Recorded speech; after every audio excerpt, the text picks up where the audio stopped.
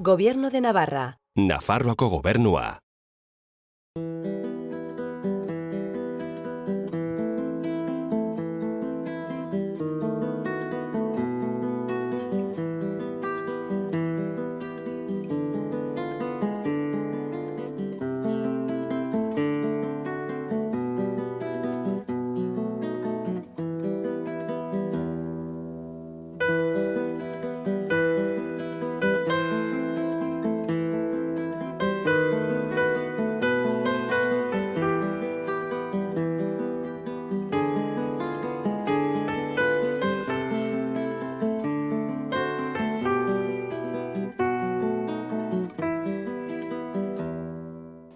Atal honetan, Gerra Zibilaren ondorioz, estatutik alde egin behar izan zituzten milaka ieslari eta errefuxiatuez mintzatuko gara.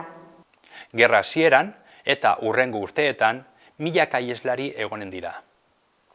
Ieslari hauek Errusiara, baita Ameriketara, baina batez ere Frantzia aldera ihes eginen dute. Frantziako estatuak ieslari hauek kanpamendu ezberdinetan sartuko ditu. Kanpamendu hauek esparru guneetan bihurtuko dira.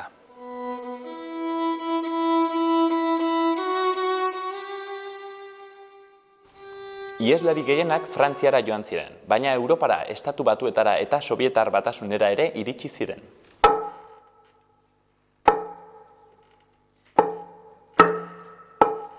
Nafarroak 36ko uztailan izan zuen egoera oso bitxia.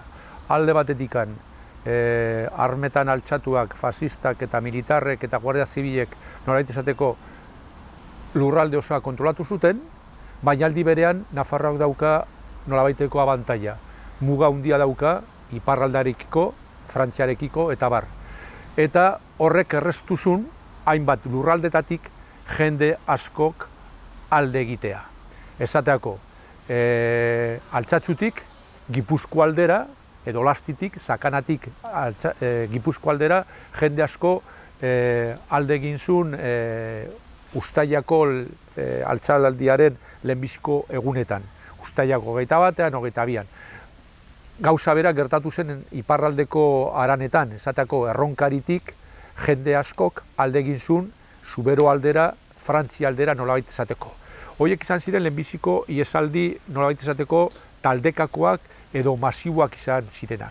Gero, suertatu zen, baita ere, hainbat jende izkutatu egin zela, eta gero pizkanaka alde egin zuten, alzuten moduan, mugalarien laguntzarekin, edo kontrabandisten laguntzekin, 37an, 38an, eta 39an.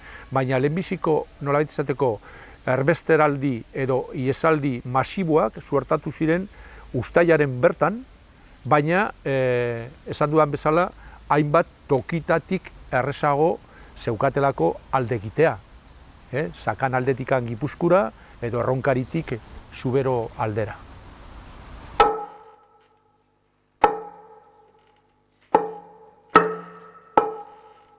Hasierako iesez gain, gerrak iraunzun bitartan jende askok alde egin zuen, baina txantxaka nolabait izateko. Hortarako, Nafarroak dituen mugak probestu zituzten, mugapausuak nolabait izateko, baina baita ere izan zen beste fenomeno bat. Hain zuzen ere, Espainiako armadarekin edo altxatuekin jun behar izan zutenak, zatako izan ziren kasu desente, nun mobilizatu horiek alde egin zuten alde republikanora.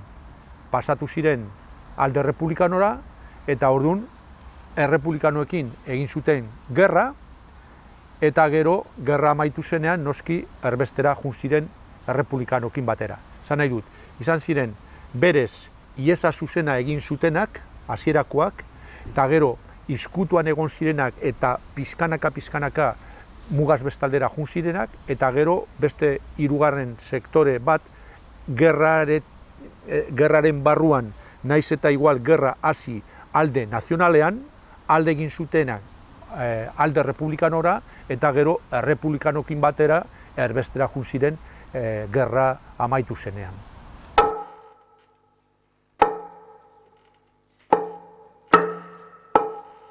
Frantzira, ja, 1929an gehienak patu zirenean, Kataluniako galera zela medio, gehienak gizonezkoak gutxienez, zera esparruetan, edo konzentrazio esparruetan, edo barneratze zelaietan gelditu ziren, hainbat hilabete. Gero izan ziren emakumeak eta aurrak, horiek aterpetara eraman zituzten, edo jun ziren, eta gehiengo bat, esan dezakegu hori, zelaietan egon zena, baina ez guztiak. Batez ere, esan dudan bezala, emakumeak eta aurrak horiek aterpetetan edo familiako etxetan eta horrela, eta gero suertatu zen hainbat jende naiz eta Frantziara pasatu, berehala berriro etorri ziren Hendaian barna Euskal Herrira edo Espainia aldera. Baina kopuruari dagokionez, gehiengoa lehenbiziko hilabetetan konzentrazio zelaietan egon ziren. Eta hori, ez zuten hori espero, hain zuzen ere, beraiek petatzen zutelako, Frantziakoak, Frente Popularrekoak izan da, aterpetze edo harrera zera beste modukoa izango zutela. Eta konturatu ziren hori, konzentrazio zelaietan egon zirela espreso, baina bai askatasunik gabeko egoera batean.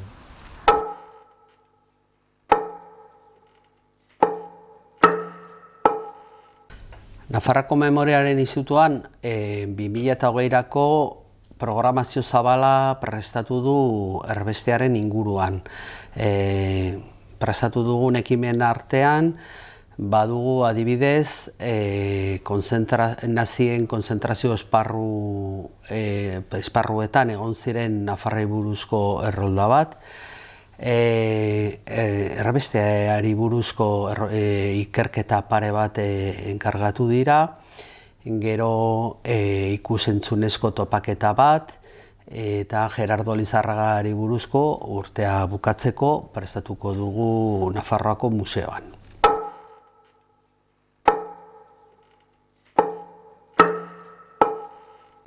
Una vez acabada la guerra, o a punto de acabar la guerra, en febrero de 1939 se produce el proceso que se conoce como la retirada. Miles de republicanos españoles pasan por Cataluña una vez que las tropas franquistas van avanzando y acaban en campos de internamiento o campos de concentración del sur de Francia.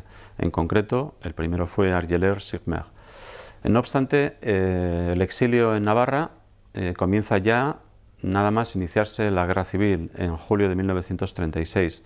No es un exilio que se tenga que concentrar en 1939, sino que desde 1936 se va desarrollando. El año pasado el Gobierno de Navarra, el Instituto Navarro de la Memoria, presentó un proyecto, Exilio 2020, que pretende recuperar la memoria de todas esas personas que tuvieron que marcharse al exilio a partir de 1936 y que en algunos casos se han tenido que quedar a vivir en Francia. Es un proyecto ambicioso que, como digo, pretende recuperar la memoria de las personas que se fueron al exilio, recuperar sus sensaciones, sus emociones y, sobre todo, transmitir aquello que pueda ser útil para las nuevas generaciones de cara al análisis de los exilios del presente.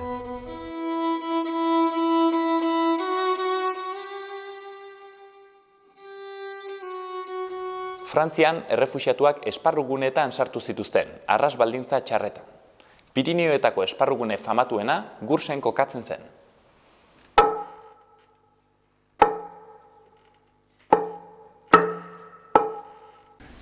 Konzentrazio zelaiak sortu ziren hasiera batean Rusillongo barrutian.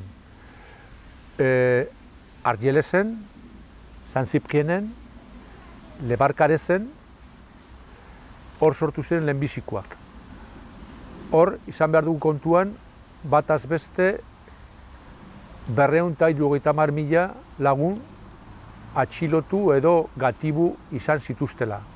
Hori dela eta berehala konturatu ziren Frantziako agintariak zelai horiek zabaldu edo handitu behar zituztela, eta hori dela eta beste barrutietan hasi ziren eraikitzen edo antolatzen olako konzentrazio barrutiak.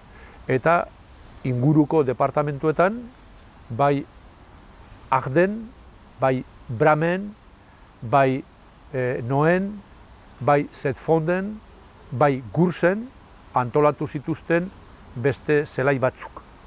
Barreiatzeko edo edatzeko, nolabait izateko, Rosillongo lehenbiziko zelai hoietan zegoen multzo ikaragarri hori, 270.000 lagunekoa. Nafarrak esateko gehienak pasatu zirenean mugaz bestaldera Kataluniatik anta horrela, egon ziren Gatibu, Debarkaresen, San Zipkienen eta Argelesen. Baina gero hortikan gehienak beste gainontzeko euskaldunekin batera etorri ziren Gurs aldera, eta esaten dut etorri zeren Gurs da Euskal Herritik gertuen zegoen zelaia. Eta Nafar gehienak ara etorri ziren.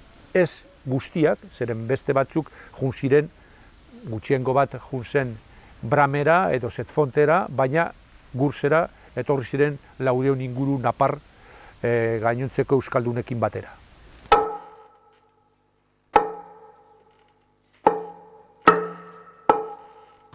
Bizi baldintzak laburbildu daitezke zera orduko errefuxiatu batek idatzitako artikulu baten esaldi batean. Janari gutxi, zaindari gehiegi, eskubide gutxi. Kontutan izan beharko dugu barrakoietan zeudela, barrakoi horiek erabat inguratuta zeuden txarrantzez eta ezin zutela atera. Gurseko esparruan esate baterako 2 kilometro luzera eta 400 metro zabalera zeukan esparruan 18.000 lagun zeuden barneratuta, guztiak barrakoietan, itxita. Eta bakarrik atera zitezken hortikan lana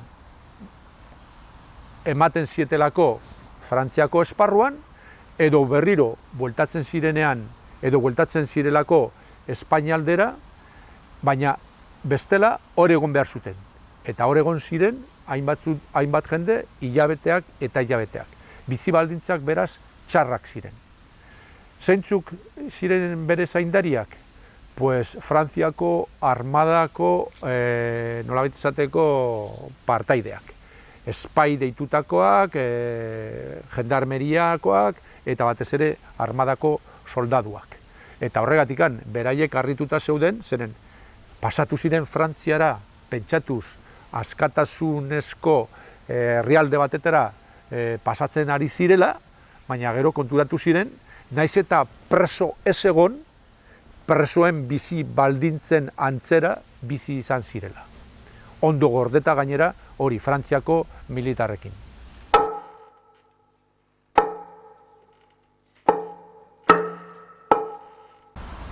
Frantziako estatuak urte askotan ez du gogoratu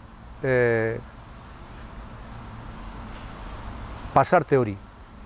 Hain zuzen ere, beraientzat ere lotsagarria zelako. Ez da kasualitatez, Frantziako ikerlari batek deitzea zelai hoiei Le Camp de la Honte, hau da, lotzazko zelaiak. Berez, jendea aterpetzeko sortu edo eratu zutenak, bilakatu ziren konzentrazio esparru tristeak. Eta batez ere, izan zuten gero desbideraketa edo nola izateko larriagotze prozesua Bigarren Mundu Gerratearekin batera. Zeren Espainiako errefuxiatuentzat aterpen moduan sortarazi zituztenak gero jarraitu zuten erabiltzen Bigarren Mundu Gerratean. Eta Bigarren Mundu Gerratean, hain zuzen ere, hor sartu zituzten, ez bakarrik Espainiako errefuxiatu eta hola, baizik eta judutarrak, Frantzian atxilotuak eta bar. Eta hoietako hainbat zelai, hain zuzen ere, sartu ziren esterminiozko ekimen haundi horretan, hain zuzen ere, Bigarren Mundu Gerratearekin batera garatu egin zena. Ez da kasualitatez etako Gurseko zelaitik hainbat errefuxiatu edo hainbat atxilotu 1952tik aurrera eramatea Auschwitzera hiltzea. Eta zelai guzti horiek lehenbiziko urratza, lehenbiziko nolabait esateko unea izan zuten Espainiako errefuxiatuen errefuxiatuekin batera. Beraz, balantzea ez da ona. Balantzea da erabat negatiboa. Aterpetzeko jendea, humanitate gisa sortu zutenak, gero egundoko bilakaera kaskarra izan zuten.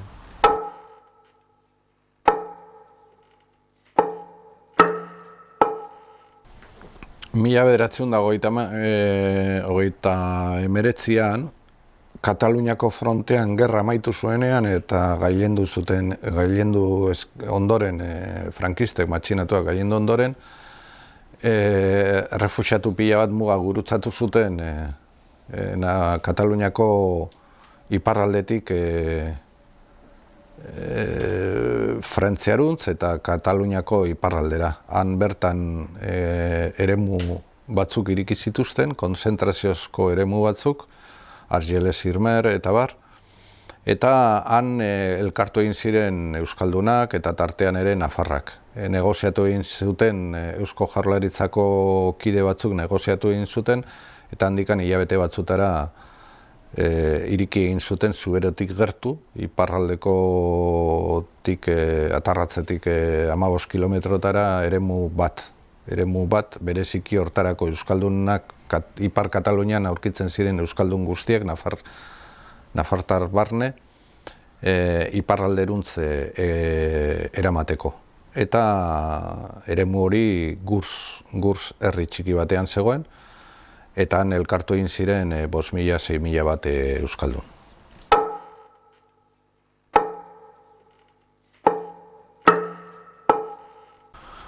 Gurseko egoera oso larria zen, komun gutxi, dutxagabe, ur gutxi, janaria eta zaindariak ere bertako poliziak, baina urteak pasa ondoren eraman zituzten senelgaldarrak, beltzak. Zergatik, zen eta garai horretan Senegal zan Frantziako kolonia bat. Eta aipatu beharko genuke ere, Frantzian garai horretan ere konkistatu egon zan, eta naziak 40tik aurrera, 40tik 44 bostera Frantziako nagusiak izan ziren. Eta hortarako eraman zituzten kolonietatik kide asko zaindariak izateko.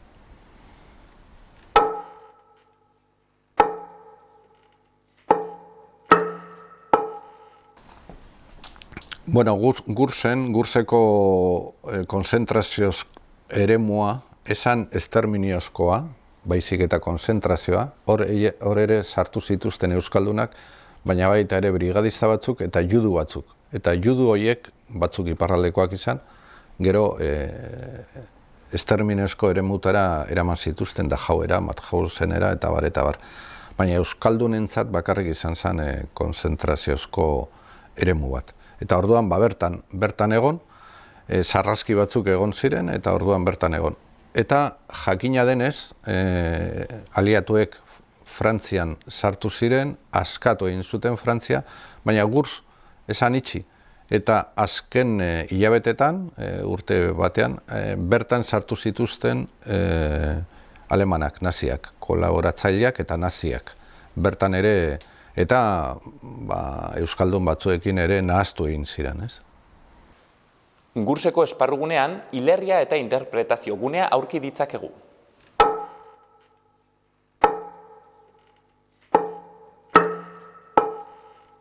Bi 2017an, iraian, Nafarroako gobernuak ekitaldi bat antolatu zuen Gurseko esparruan, han oroitarri bat inauguratu zen, eta ekitaldi horretan 500 aide eta lagun inguru elkartu ginen hor, esparru horretan egon ziren nafarrak omentzeko. Gero ondoren, haien testigantzeekin prestatu zen dokumentala bat, otsaiaren 2018ko otsaian aurkeztu zena. En el campo de internamiento de Gurs, o el campo de concentración de Gurs, el campo vasco, fue el principal campo para los refugiados o los exiliados navarros, que acabaron en torno a 500 estando durante varios meses en ese campo. El Gobierno de Navarra, el Instituto Navarro de la Memoria, quiso reconocer la presencia de los navarros en el campo de concentración de Gurs e inició conversaciones con la Asociación Tierras de Memoria y de Luchas de Oloron-Santamaguí. A raíz de esas conversaciones, a raíz de un trabajo conjunto con Raimon Villalba y con otras personas de la asociación, se organizó un homenaje en el campo de Gurs, donde se colocó una escultura que recordaba a todas las personas que acabaron internadas en el campo de Gurs durante varios meses de su vida. No solo Gurs, sino otros campos del sur de Francia fueron lugares donde acabaron estando navarros y navarras. Y dentro de este programa Exilio 2020 que se ha organizado para este año 2020 y para los años siguientes, pues también se va a reconocer la presencia de navarros en otros campos. Un ejemplo puede ser Gerardo Lizarraga, un pintor pamplonés que acabó en el campo de Argellers-sur-Mer y que allí pintó todo lo que a su alrededor estaba pasando. Él acabó en México finalmente y el año que viene, 2021, haremos una exposición retrospectiva sobre su obra, que será también un homenaje a todas esas personas que pasaron por los campos de concentración e incluso por los campos de trabajos forzados que en el sur de Francia se fueron desarrollando.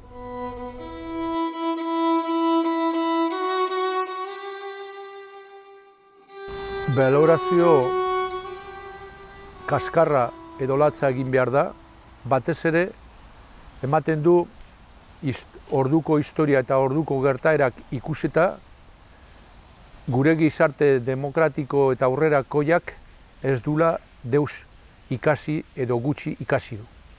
Gaur egun hortikan edo ordutik sortu ziren errefuxiatuen eremuak gaur egun errepiketzen ari dire, hain zuzen ere Grezia aldean eta errefuxiatuen inguruko politika itxi eta negatiboak gaur egun suertatzen ari dire Europan.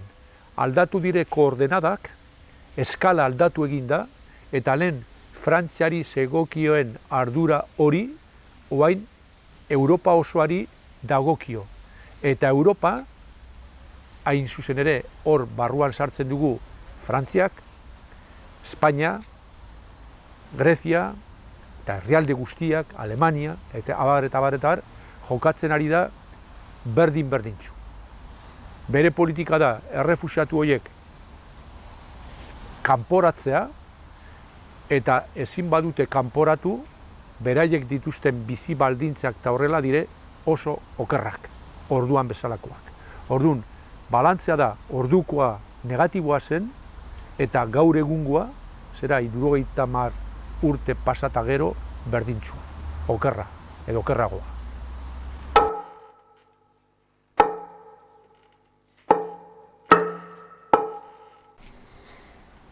Gursetik pasatu ziren, Garonatik berantz aurkitzen ziren iaia euskaldun gehienak. Egoten ziren ere emakumeak eta baita ere seme-alabak. Bananduak, emakumeak alde batetik eta gizonezkoa bestetik. Nik usten dut saiatu zirela euskal zena, euskal nortasuna mantentzen eta horregatik euskaldunentzako toki propio bat sortu zuten, jaurlaritzakoek, naiz eta baldintza edo egoera kaskar batean egon, ez? Zergatik, baita ere beste eremu batzuetan bereziki eremu bereziak hain zuzen ere sortu zituztelako euskaldunentzat. Eta Gurs izan zen horren paradigma nagusiena. Nafarroako gizartearentzat oso galera handia izan zen erbestea.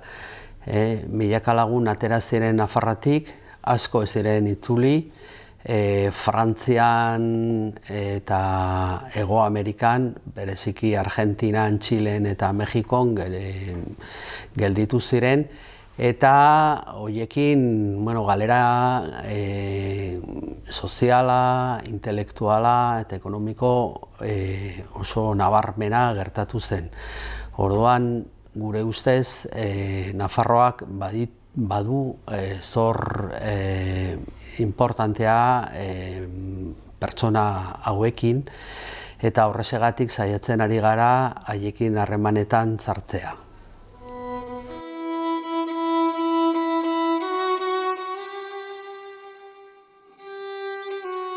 Martin Soler Zangitu Nafarra Olazagutiako lantegian aritu zen, eta UGT sindikatuan ere parte hartu zuen.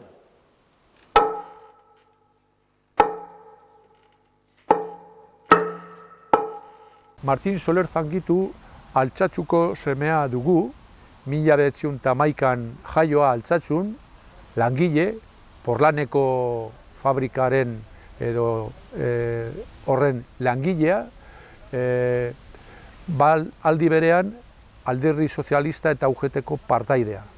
1934ko iraultzan, edo iraultzaren testuinguruan Guardia Zibilek Altsatsun izandako manifestazio edo istiluetan balaz zauritu zuten, eta gero, ogerra iritsi zenean, 1936an, Altsatsuko jende asko bezala alde egin zuen Gipuzkoara. Gipuzkoan eta batez ere ipar frontean parte hartu zuen gerran errepublikanoen aldean, eta gero Asturiastik alde egin zuen, Asturias ja frankistek eskuratzea zutenean, 1937ko udazkenean, Asturiastik alde egin zuen barkuz Frantziara eta gero Kataluniara. Hor jarraitu zuen, gerra egiten, berak hartu zuen azkenean kapitainaren gradua, eta gerra bukatu zuen kapitaina izan da Armada Errepublikanoan. Eta bera beste asko bezala alde egin zuen gerra bukatutakoan Frantzia aldera.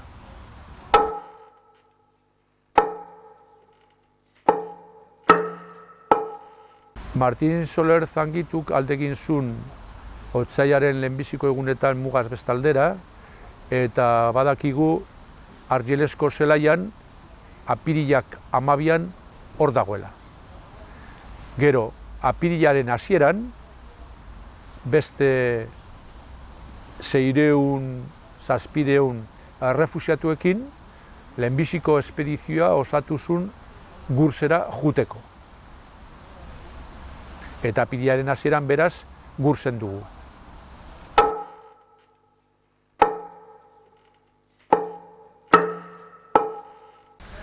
Gernikaberri izan zen Argelesko zelaian euskal errefuxiatu askok eratu zuten nolabait esateko barne zelai bat edo zelai berezi bat.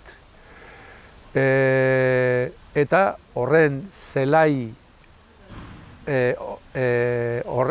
horren burua hasiatikan Martin Soler Zangitu izendatu edo bera bultzatu zulako proiektu hori, zelai haundi horren barruan euskaldun guztiak bat egitea esparru berezi horretan, bere burua eskaini zuen eta bera izendatu zuten hori Gernika Berriko nagusia edo Gernika Berriko burua. Kontutan izan beharko dugu, militarren egiturak eta funtzionamendu eskemak indarrean zeudela zelai hoietan, eta Frantziako agintariekin interlokuzioa izateko eta horrela, behar zituzten bozeramaile bat, ordezkari bat eta horrela. Eta Martin Soler Zangitu honek ardura hori hartu zuen, eta hori dela eta bera bilakatu zen Gernika Berriko burua. Eta Gernika Berri laburbildu zen hori, Argelesko zelaian bertan, barruan, euskaldunek egindako elkartzea, eta izen hori eman zioten, Gernika Berri.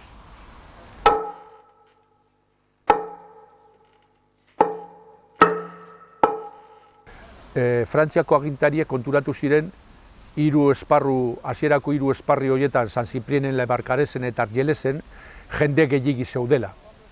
Eta orduan, planteatu zuten beste zelai batzuk antolatu behar zituztela beste departamentuetan. Eta egitasmo horrekin bat egin zuten Eusko Jaurlaritzaren aldetikan Perpiñan aldera jundako batzorde bat.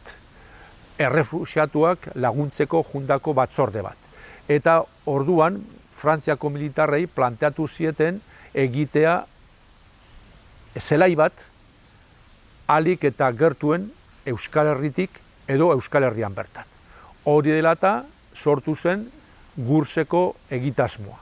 Hasieran ez zuten pentsatzen Gursen egitea, baizik eta beste herri batean, baina arazoak suertatu zirelako gaur egun gertatzen den bezala. Jendeak ez du nahi errefuxiatuen eremuak gertu izatea, bai? Eta orduan, oposizioa sortu zelako azkenean erabaki zuten militarrek Gursen egitea. Eta orduan, Gernika Berrin eta beste zelaietan zeuden euskaldunei esan zieten Euskal Herritik gertu izango duzue zuen zelaia, hori dela eta sortu zen Gursekoa, eta hori dela eta Martin Soler Zangitu, lehen esan dudan bezala, lehenbiziko euskaldunen espedizio batekin, apirilearen hasieran, jun zen Gursera. Eta nola bera Gernika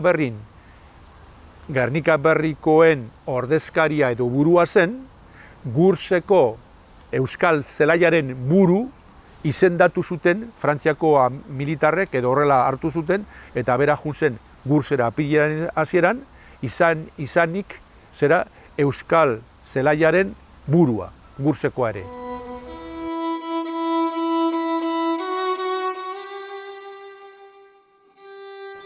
Nafarroako gobernuak memoria historikoaren legea atera zuen, ahaztuen oroitzapena berreskuratzeko.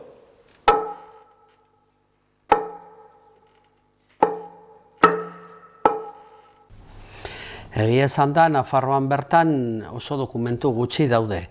Nafarroako artxiboan Garzia Larratzaren fondoa adibidez badugu, baina erbesteari buruzko dokumentuak oso dispersatuta daude. Badaude batzuk, Amalamankako memoria historikoko dokumentazio zentroan, eta batez ere Mexikon eta Frantziako artxiboetan aurki ditzakegu. Horrexegatik oso garrantzitsua da herrialde hauetako artxiboak ezagutzea.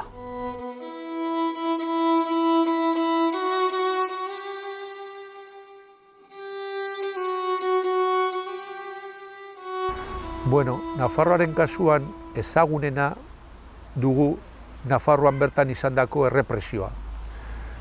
Ikaragarria izan zelako. Heriotz asko ekarri zitulako gerra zibilan izandako erretaguardian, bai? Baina heriotz hoiekin batera, esan dezakegu fenomeno ikaragarria izan zen erbesteratuen aldetikan izandako errepresioa.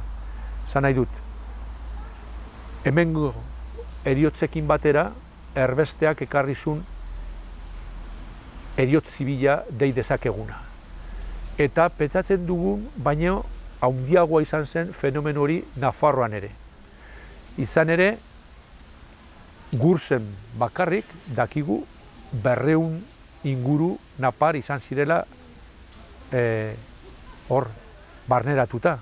Baina Gursekoekin batera izan ziren beste zalietan egon zirenak, eta batez ere nik azpimarratuko nituzke hainbat emakume eta mutikoak eta neskeak erbesteratu izan zirenak.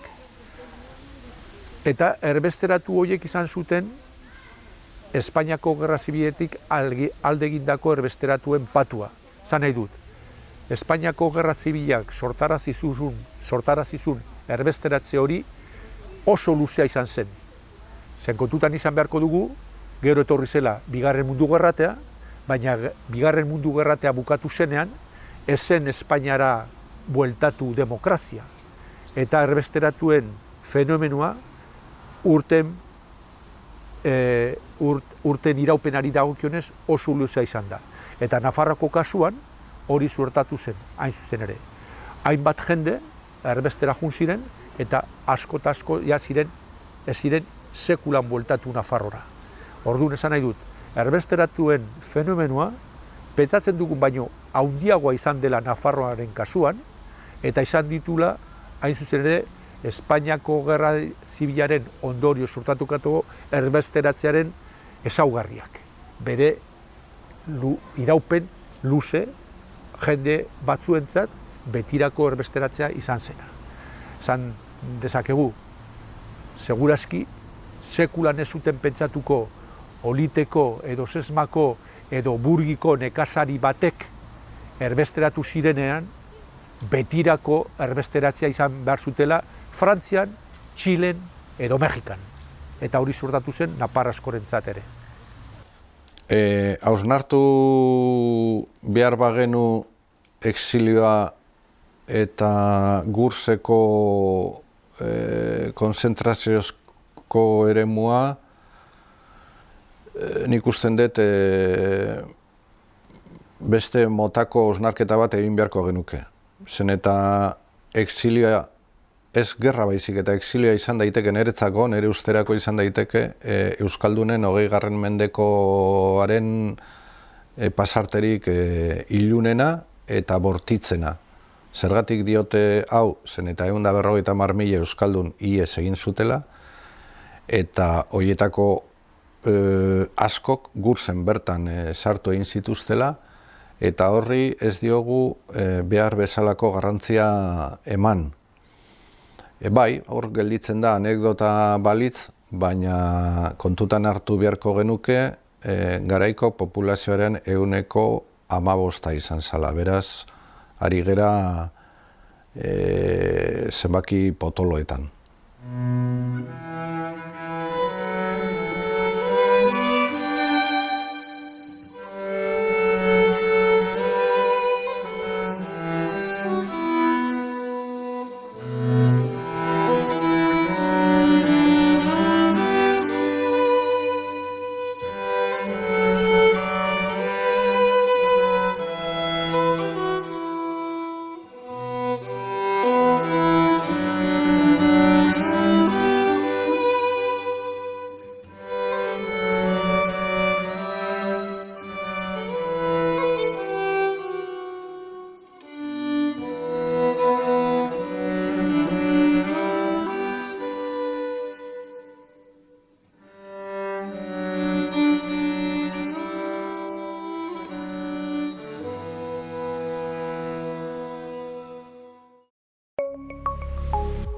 Gobierno de Navarra. Nafarroako gobernua.